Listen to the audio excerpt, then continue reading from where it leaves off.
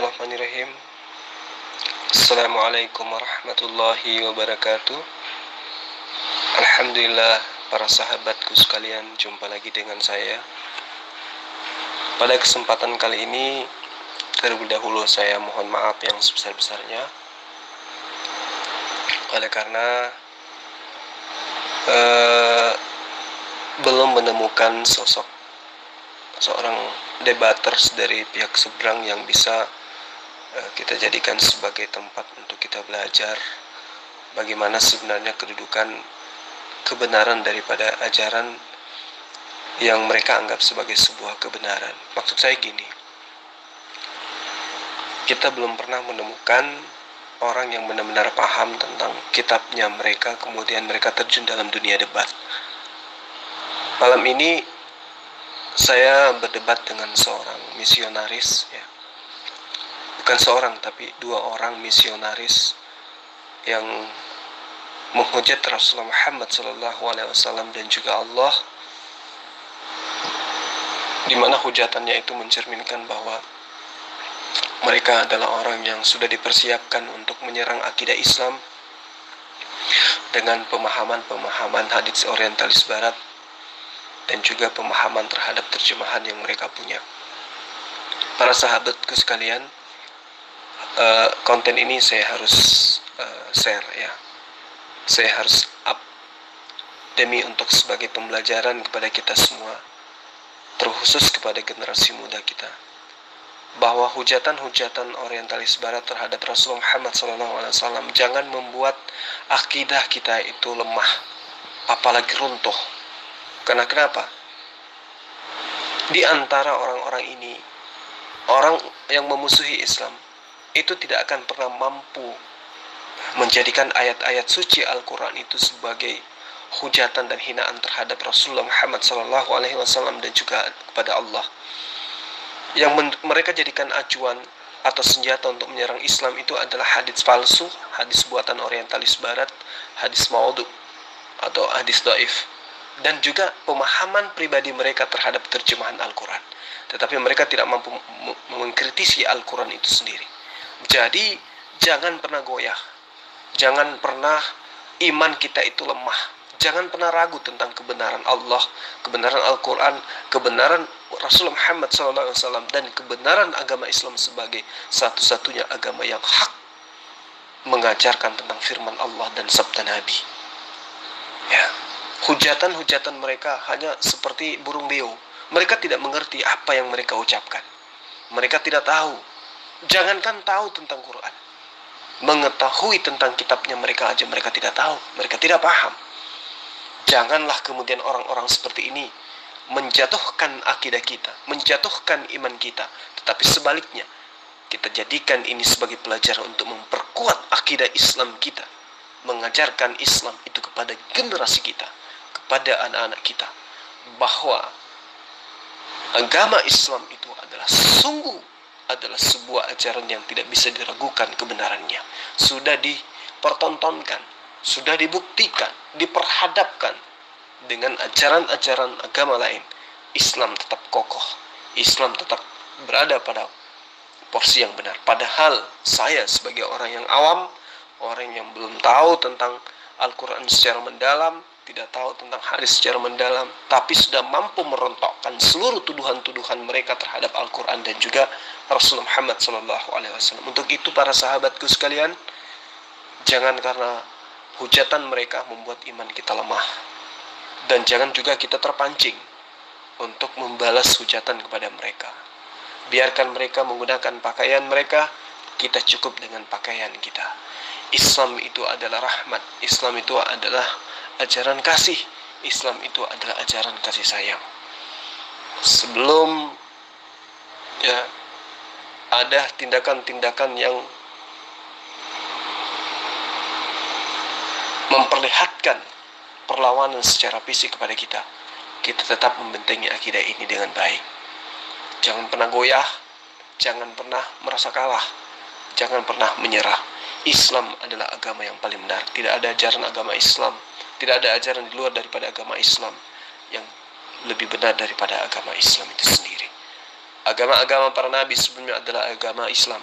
Agama Abraham, Ishak dan Yakub adalah Islam. Ajaran agama Musa, Daud, Salomo, Yesus adalah Islam. Namun pada zaman itu belum dinamakan ajaran Islam. Itu yang perlu para sahabatku sekalian pahami dengan baik. Kemudian di konten ini juga saya mengucapkan banyak terima kasih atas kepercayaan para sahabatku dan sahabat-sahabatku sekalian selama ini, ya, atas bantuannya terhadap saudara-saudara kita yang ada di Masamba, termasuk dengan adinda saya Nur Hidayah Atirah ya, yang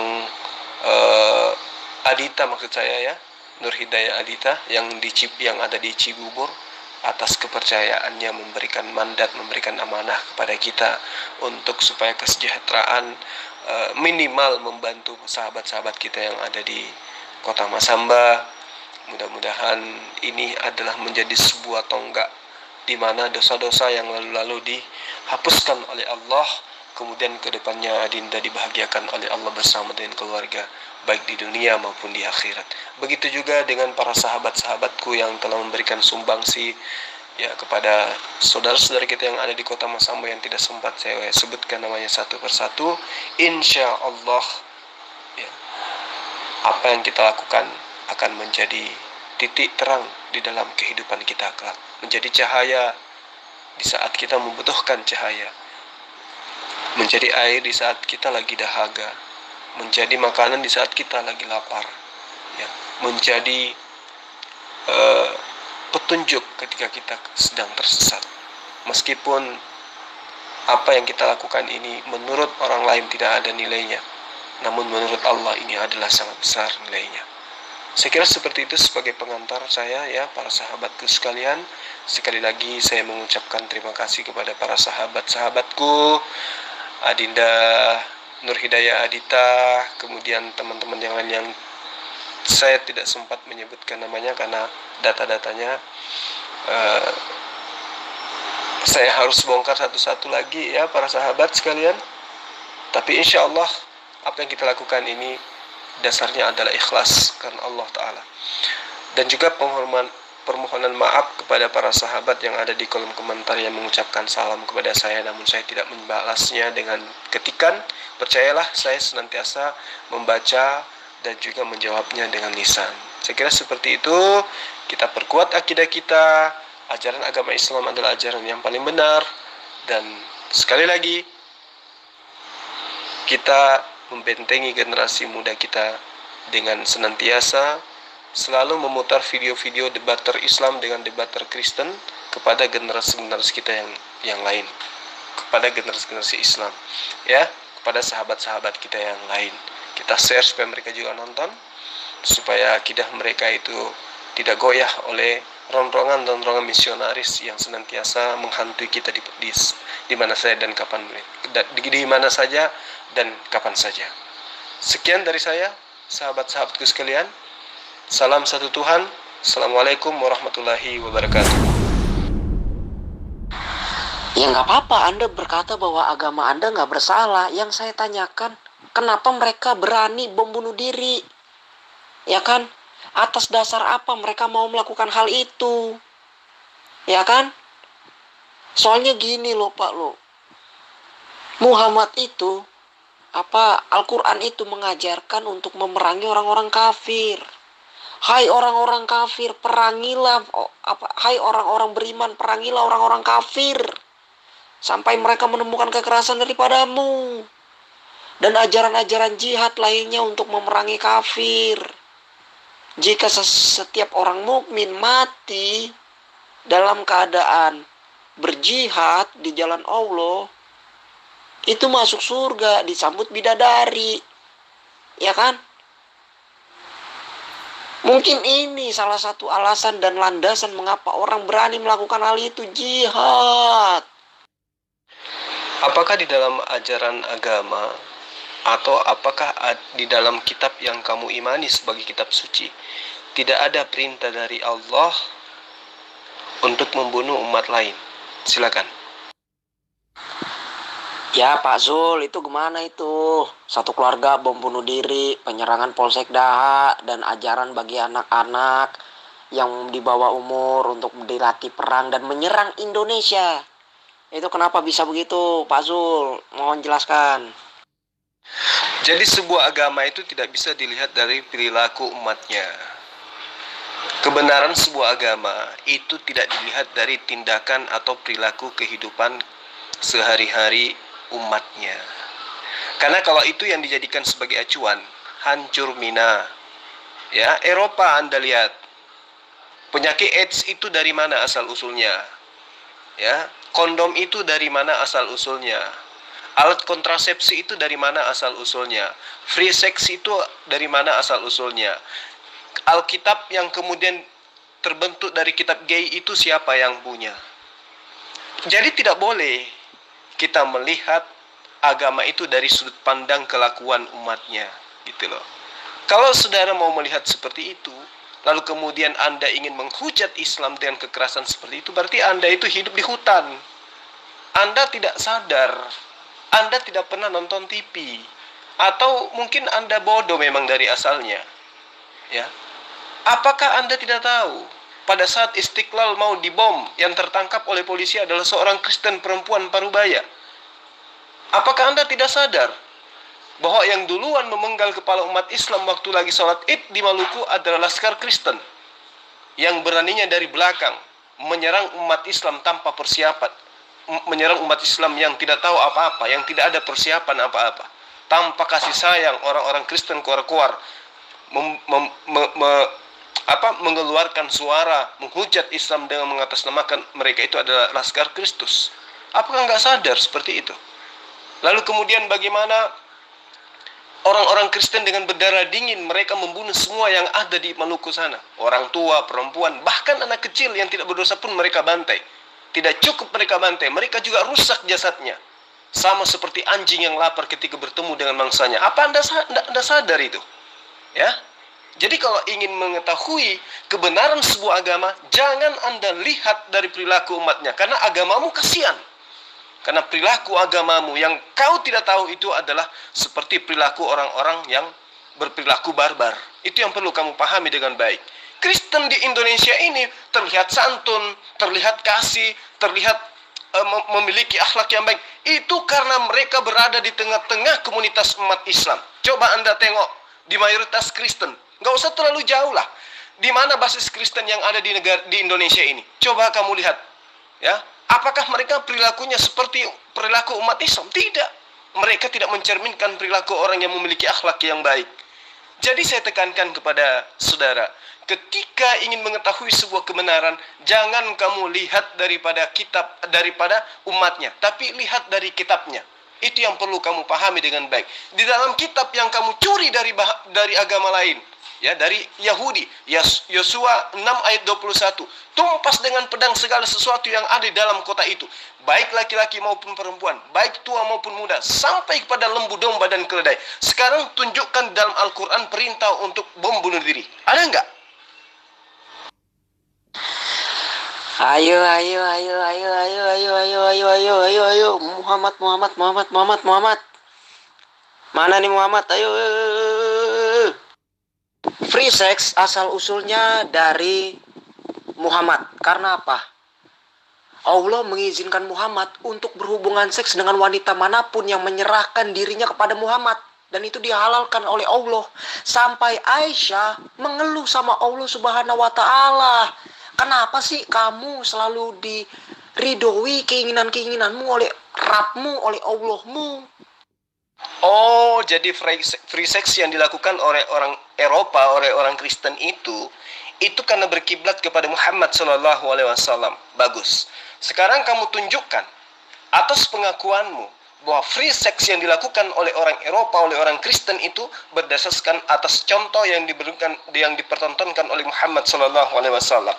Sekarang sebagai umat beragama, sebagai orang yang mengaku kasih, sebagai orang yang punya Roh Kudus, buktikan pernyataanmu itu dengan data dalil. Di mana di dalam Al-Quran atau hadits yang mengatakan bahwa Muhammad SAW itu mencontohkan free sex. Silakan. Kalau tidak, maka ini kembali kepada tuduhanmu. ajaran kasihmu itu adalah cerminan daripada ajaran hoaks yang selama ini saya katakan ajaranmu adalah ajaran tuyul. Senantiasa umatnya bercerita tentang sesuatu yang tidak ada benarnya. Silakan Anda tunjukkan di mana bukti bahwa Muhammad Shallallahu Alaihi Wasallam itu mengajarkan free sex. Monggo. Sekarang saya buktikan kepada kamu ya, bahwa di dalam kitabmu justru mengajarkan tentang free sex. Jadi ini bukan mengenai tentang dalil-dalil gospel tahun 1928, tapi masih tertera di dalam kitabmu saat sekarang. Seperti misalnya ajaran bahwa Kristen harus bersyukur kepada Allah atas seks. Itu ada di 1 Timotius 4 ayat 4. Kemudian orang Kristen menganggap bahwa seks itu harus dikuduskan oleh firman Allah di dalam doa. Itu dijelaskan di dalam 1 Timotius 4 ayat 4 sampai ayat 5. Kemudian orang Kristen itu dikatakan di dalam kitabnya mereka Roma 8 ayat 28 bahwa seks dipakai oleh Tuhannya orang Kristen untuk mendatangkan kebaikan bagi anak-anak Allah. Jadi Allah turut bekerja di dalam segala sesuatu untuk mendatangkan kebaikan kepada mereka, kepada orang Kristen, mengasihi orang Kristen, yaitu bagi mereka yang terpanggil sesuai dengan rencana Allah.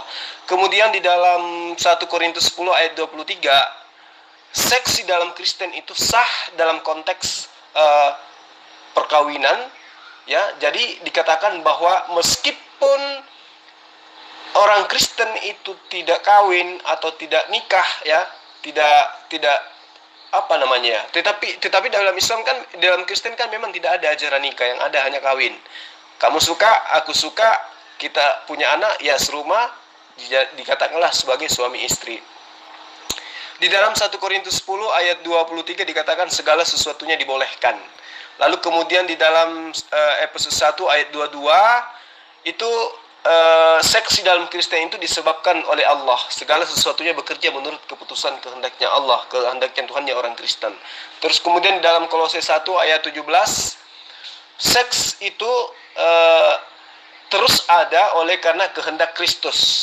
Nah itu, jadi perlu dipahami dengan baik bahwa di dalam ajaran kitabnya orang Kristen, ini bukan mengada-ngada ya, ini fakta dalam kitabnya orang Kristen. Coba Anda lihat di Kolose 1 ayat 16, di situ dikatakan bahwa seks diciptakan oleh Tuhannya Kristen. Ya, di dalam Tuhannya Kristen telah diciptakan segala sesuatunya. Kemudian di dalam 1 Korintus 10 ayat 31 dikatakan bahwa ketika Kristen melakukan hubungan seks, Kristen harus melakukannya untuk kemuliaan Tuhan. Nah, itu tertera di dalam 1 Korintus 10 ayat 31. Kemudian di dalam 1 Tesalonika 4 ayat 4, orang Kristen harus melakukan dan menginginkan hubungan seks di dalam menguduskan dan penghormatan. Ya, itu ada di dalam kitabnya orang Kristen. Kemudian 1 Korintus 7 ayat 5, pasangan hidup tidak boleh saling menjauhi. Jadi secara seksual kecuali dengan persetujuan bersama untuk sementara waktu supaya mereka bisa mengabdikan diri dan berdoa. Jadi di dalam Kristen itu harus seks terus-menerus, tidak boleh menjauhkan diri dari seks. Lalu di dalam 1 Korintus 7 ayat 5 dikatakan bahwa orang Kristen itu memang diperintahkan untuk hidup selalu melakukan hal-hal yang dikatakan apapun itu secara seksual kecuali dengan persetujuan. Itu dikatakan bahwa orang Kristen itu mengabadikan diri, ya, mengabdikan diri mengabdikan diri dan juga senantiasa berdoa sehingga persetubuhan itu senantiasa berlanjut terus-menerus. Kemudian di Titus 1 ayat 15, dalam zaman yang bobrok ini dikatakan di dalam pengajaran kitabnya orang Kristen bahwa di zaman yang bobrok ini seks itu suci dan tidak suci. Maksudnya bagi orang yang suci semuanya suci, tetapi bagi orang yang najis dan bagi orang yang tidak beriman satupun tidak ada yang suci, karena tidak baik baik akal maupun suara hati mereka itu adalah dianggap najis. Jadi jelas sekali sahabat-sahabat sekalian bahwa di dalam kitabnya orang Kristen itu memang penuh pengajaran seksual, dan saya tidak memfitnah, tidak seperti yang tadi itu dia mengambil hadits dari orientalis barat yang dikarang pada abad ke-12. Kalau kita umat Islam itu tidak mau melakukan hal seperti itu. Bahkan para sahabat mungkin sering mendengarkan bagaimana ada seorang ibu mengajak seorang laki-laki untuk melakukan free sex ya, setelah suaminya itu di dalam perjalanan. Marilah kita memuaskan nafsu kita sampai pagi ya, bersetubuh sampai pagi katanya, mumpung suami saya lagi di dalam perjalanan. Itu ada di dalam kitabnya orang Kristen, sampai hari ini masih ada dan masih mereka imani sebagai firman Tuhan. Sekira seperti itu. Ayo Marcel, silakan tanggapi VN saya ini. Jangan kabur. Ya sudah, oke. Saya minta maaf ya. Apabila ada salah kata, salah tindakan, saya mohon maaf. Oke. Tuh, atas apa yang sudah saya lontarkan, saya minta maaf. Saya sudah menunjukkan, gentleman, saya minta maaf. Saya tidak mengulangi lagi kesalahan saya. Oke? Karena kalian benci kalau saya mengangkat kasus-kasus tersebut. Oke, nggak apa-apa. Nanti lain kali saya nggak bahas itu lagi, kita bahas topik yang lain. Oke? Udah, jangan baper lagi. Salam damai. Nggak apa-apa, kamu lanjut aja sampai kepada kamu menemukan betul-betul apa yang kamu copas itu adalah sebuah kebenaran. Nah, sekarang Anda bertanggung jawabkan dong. Ya. Sudah sejauh mana pemahaman yang kamu miliki tentang hadits? Silakan Anda jawab ini dulu.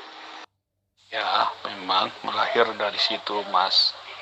Tetapi yang lebih parah itu, kalau meniup selangkangannya, vaginanya Maryam, itu lebih sadis lagi, Mas. Ya, Quran 2191. Jawab ya. Umat terjemahan, kalau berbicara itu tolong dong pakai ilmu. Jangan malu-maluin agamamu lah. Layaknya saya kan menjabarkan kitabmu itu dengan ilmu. Masa sih hanya modal terjemahan nggak bisa masuk-masuk apa yang menjadi landasan pijakan umat Islam terhadap agamanya. Jangan karena hanya memahami kitabmu dengan terjemahan, lantas kemudian hal itu membuat kamu itu tidak menyadari bahwa beragama dengan modal terjemahan itu akan membuat Anda menjadi manusia yang lemah dalam hal keyakinan. Seperti apa yang Anda uraikan barusan. Itu dasar pijakannya apa coba? Tidak, Pak Jul. Karena yang menterjemah di LI sudah berdasarkan pendidikan mereka S2, S3, dan profesor, dan ahli sastra. Kami tidak perlu, kami percaya semua akan terjemahannya. Kecuali Pak Jul yang tidak percaya pada terjemahannya, itu terserah. Ya, karena seluruh bahasa di dunia ini Tuhan yang ciptakan. Kami percaya itu semuanya. Justru saya kesaksikan keilmuannya Pak Zul, karena setiap saat saya lihat Pak Zul tuh bertingkah tidak cerdas, banyak tuh di YouTube. Saya juga kasihan lihat Pak Jul sebenarnya, karena Pak Jul nggak punya ilmu satu pun, sedikit pun tidak. Pak Jul yang perlu belajar ya, makanya belajarlah dari terjemahan supaya Pak Jul tuh pintar ya. Oh gitu. Jadi apa yang saudara kemukakan tentang Maryam itu hanya berdasarkan terjemahan gitu. Coba Anda tunjukkan terjemahannya, copaskan aja coba. Saya mau lihat sejauh mana pemahaman Anda terhadap terjemahan. Saya tunggu ya. Zulkifli M. Abbas. Saya mengatakan kepada Anda, belajarlah Anda dari terjemahan. Karena kalau Anda tidak belajar, Anda tetap disangka orang tidak cerdas. Karena beberapa YouTube Anda, saya baca sangat memalukan Pak Jul. Belajarlah ya Pak Jul ya. Anda masih banyak kekurangan Anda. Ya, Belajarlah dari terjemahan, ya. Saudara mengatakan saya perlu belajar terjemahan. Jadi gini, setiap umat Islam itu membaca Al-Quran, maka yang terbersit dalam pikirannya itu adalah arti daripada apa yang dibaca tersebut. Dengan kata lain, dengan membaca original teksnya, maka umat Islam itu akan diarahkan untuk memahami atau mengerti apa yang termuat di dalam ayat tersebut.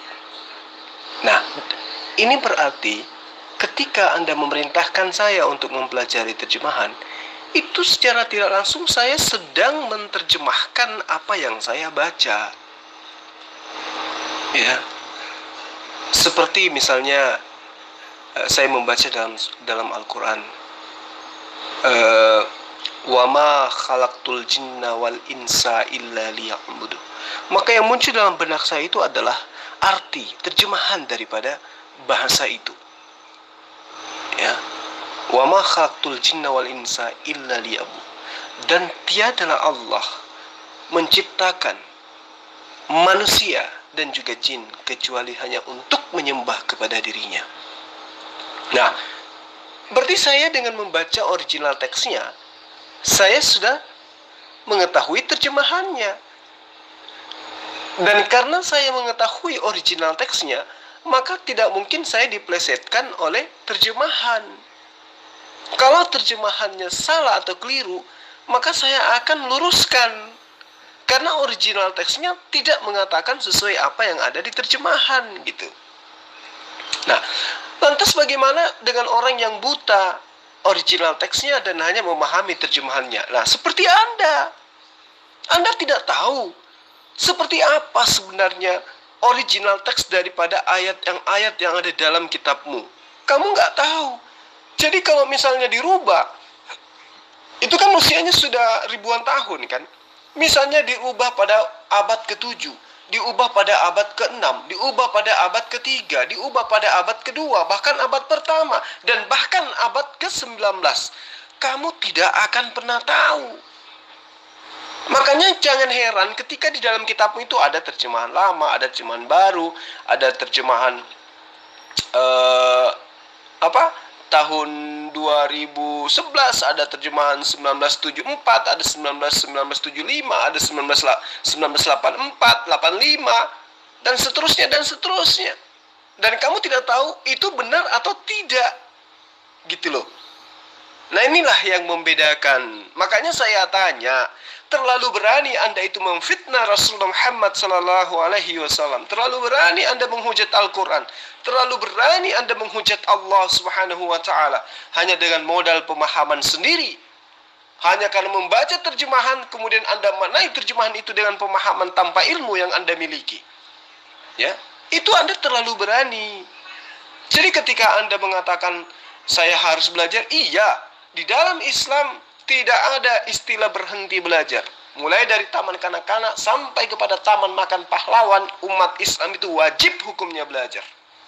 Itu yang perlu kamu paham. Nah, sekarang kembali, setelah Anda mengkaji terjemahan, ya, apa yang Anda bisa uraikan dengan tuduhan Anda tentang Maria yang ditiupkan menurut Anda ke selangkangan beliau sehingga beliau hamil?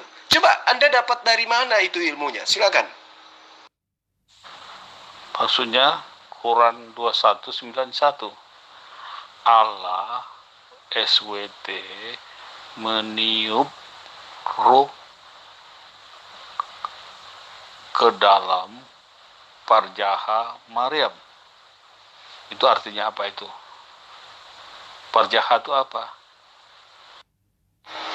Ketika surah Al-Anbiya ayat 91 mengatakan kata farjaha di situ, lalu apa yang Anda permasalahkan? Ya. Apa yang Anda permasalahkan ketika Allah meniupkan ruh, ya, secara normal kepada seorang wanita suci bernama Maryam? Apa yang Anda permasalahkan? Apakah Anda tidak tahu bahwa kalimat yang sama atau kata farjaha itu ada di dalam beberapa ayat dalam Al-Quran, seperti At-Tahrim ayat 12, Kaf ayat 6, An-Nur ayat 30, Al-Ahzab ayat 35, An-Nur ayat 31, Al-Mursalat ayat 9, kemudian Al-Mu'minun ayat 5, Al-Marij ayat 29. Ya, furujahunna, furujahum, lalu kemudian furujin. Apa yang Anda permasalahkan di situ? Ketika Allah bercerita tentang hal-hal yang berkaitan dengan kelamin seorang manusia, apa yang Anda permasalahkan? Apa salah ketika Allah membuat Maria itu hamil dan prosesi seperti itu? Toh yang dilahirkan itu adalah manusia. Toh yang dikandungnya itu adalah manusia. Tidak ada yang masalah di situ. Ketika malaikat Jibril datang, lalu kemudian meniupkan roh ke dalam rahim Maria melalui kemaluan Maria, emang apa yang menjadi masalah? Apa yang ada? Apakah yang ada dalam pikiran saudara itu ketika itu malaikat Jibril yang datang kepada Maryam itu membuka pakaian Maryam, terus membuat kedua kaki Maryam itu seakan-akan orang yang sedang ingin melakukan sesuatu? Enggak kan? Dia cuma duduk bertafakur, dia lagi berbincang-bincang. Tiba-tiba Allah melakukan itu melalui perantaraan malaikat Jibril, hanya meniupkan roh. Emang ada apa masalahnya? Yang salah kemudian ketika Anda memahami Al-Quran ini dengan konsep pemahaman Anda yang cabul itu. Nggak ada masalah di sini. Ya, ketika tiba-tiba ada seorang yang hamil, lalu kemudian diterangkan bahwa kehamilannya itu oleh karena adanya kekuatan yang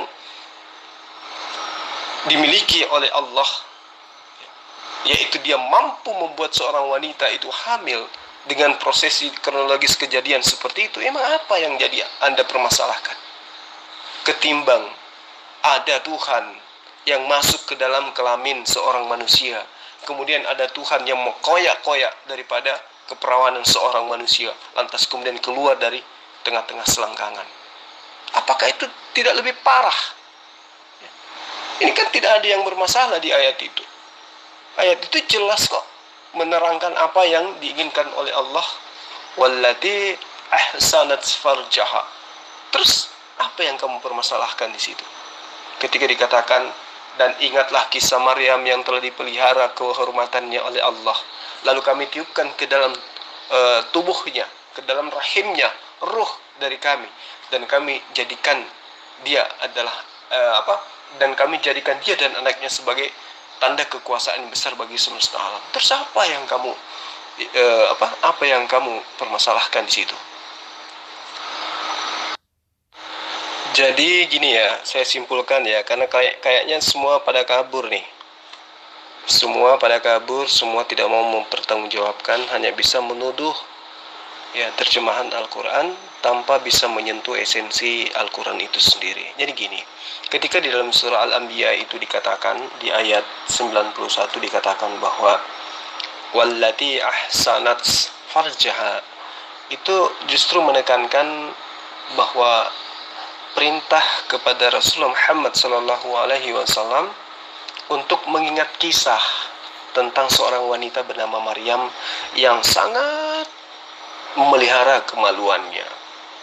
Jadi pertanyaan yang Anda katakan tadi, apakah kata farjaha itu artinya apa gitu maksud Anda? Nah, ayat itu jangan Anda penggal-penggal. Di situ dijelaskan dengan nyata wallati ahsanat farjaha, dan ketahuilah dan ingatlah bahwa Maryam yang telah memelihara kehormatannya. Lalu kemudian dikatakan ayatnya fanafakhna fiha, lalu kemudian kami tiupkan ke dalam ruhnya, ke dalamnya min ruhina, dari ruh kami, dari semangat kami, dari otoritas kami. Lalu kemudian dikatakan waja'alnaha, dan dikatakan bahwa dan kami jadikan dia wabanaha, dan anaknya ya, dan anaknya laki-laki. Ayatal lil alamin. Itu maksudnya adalah kejadian yang terjadi antara Maryam dan anaknya, yang mana prosesi ini diceritakan kemudian oleh Allah kepada Rasulullah Muhammad SAW. Itu adalah ayat, tanda-tanda lil alamin, dan atas kekuasaan yang besar bagi semesta alam. Nah, yang kamu permasalahkan kemudian di sini adalah pemahamanmu yang adalah cabul, ingin menafsirkan terjemahan sesuai dengan pemahamanmu yang memang sudah kotor dari sananya. Padahal dalilnya sangat jelas. Ketika Allah mengutus malaikat Jibril yang adalah Roh Kudus yang kemudian kamu sembah, kau jadikan Tuhan, itu datang kepada Maryam, ya. Lalu kemudian memberitakan pemberitaan tentang kehendak Allah untuk beliau mengandung seorang anak bernama Isa ibnu Maryam. Itu kemudian kamu plesetkan dalam pemahaman terjemahanmu. Makanya saya katakan, kamu jangan mengkaji Islam melalui terjemahan. Orang Islam menggunakan terjemahan itu, tapi tidak menjadikan terjemahan itu sebagai satu-satunya sumber untuk mengetahui sebuah ayat. Tidak. Itulah bedanya kamu. Kamu hanya modal terjemahan, kemudian kamu pahami terjemahan itu sesuai dengan kemampuan yang kamu punya. Sementara kamu tidak punya ilmu. Kan gitu. Wallati ahsanat farjaha adalah seorang Maria atau Maryam. Itu adalah seorang wanita yang telah memelihara kehormatannya. Artinya, wanita ini hamil nantinya bukan karena berzina. Kenapa? Karena diterangkan bahwa wallati ahsanat farjaha. Maryam itu sesungguhnya adalah wanita yang sangat-sangat memelihara kemaluannya sehingga dia tidak akan mungkin berzina. Kemudian dikatakan dalam ayatnya, fanafakhna fiha min ruhina maksudnya. Lalu dikatakan Allah, ya, meniupkan ke dalam tubuhnya atau ke dalam Maria maksudnya, roh, ya, kehidupan, sumber kehidupan atau hal-hal yang mampu menghidupkan manusia. Dan dikatakan kemudian oleh Allah, waja'alnaha, lalu kemudian kami jadikan baginya, kami jadikan dia, maksudnya Maryam, wabnaha, artinya anaknya laki-laki, yaitu Nabi Isa alaihissalam. Ayatan adalah tanda-tanda lil alamin, bagi semesta alam. Nah, jadi tidak ada hal cabul di situ. Pemikiranmu aja yang membuat dirimu itu terpesona dengan pemahaman terhadap terjemahan. Karena itulah saya katakan, belajarlah untuk mengkaji original teks kitab Al-Quran ataupun kitabmu, kalau kamu itu tidak mau dikatakan sebagai umat tuyul. Saya kira seperti itu. Adalah Pak Jul, yang jelas Allah SWT meniup rohnya ke vaginanya Maryam. Udah, kamu gak usah berkelit. Terlalu banyak kali teori tentang itu. Sudah saya jelaskan. Itu sama kamu ulangin lagi. Sudah jelas farjah itu kan vagina. Kamu ngapain lagi bola-balik. Inilah kebiasaan kamu. Seolah-olah kamu mau mengajarkan, tapi ajaran kamu itu salah. Ngerti nggak kamu? Di mana kamu mendapatkan informasi itu? Kamu dapat info dari mana? Sementara saya sudah menjelaskan tentang original teksnya kepadamu. Wallati ahsanat farjaha. Ketika ada kata farjaha itu tidak ditiupkan ke dalam kelaminnya dia. Itu yang perlu kamu paham. Wallati ahsanat farjaha. Artinya, ketika Allah menerangkan tentang farji di dalam ayat ini, Allah sedang mengatakan bahwa Maryam itu adalah seorang wanita yang suci, memelihara kemaluannya, memelihara vaginanya. Itu loh. Jadi tidak ada kata meniup ke dalam vagina di situ, di dalam berdasarkan original teksnya, ya. Wallati ahsanat farjaha adalah Maryam itu adalah seorang wanita yang memelihara kemaluannya atau kelaminnya. Fanafahna, lalu kemudian kami meniupkan fiha padanya. Tuh, pada siapa? Pada Maryam. Tidak ada dikatakan lagi fanafakhna farjah. Enggak ada dikatakan begitu, tapi dikatakan fanafakhna fiha, maka tatkala kami meniupkan, ya, bin ruhana, kepada dia tentang ruh kami, dari ruh kami. Wa ja'alnaha, lalu kami dikatakan, lalu kami jadikan dia, wabnaha, dan anaknya, ayatan, tanda-tanda lil alamin, terhadap kebesaran kami terhadap alam semesta. Jadi tidak ada kata di dalam ayat ini yang mengatakan Allah meniupkan ruh ke dalam kelamin Maryam. Kamu dapat ilmu dari mana? Makanya aku bilang kamu itu umat tuyul, selalu bercerita tentang sesuatu yang tidak kamu pahami, gitu loh. Umat terjemahan, kalau berbicara itu tolong dong pakai ilmu.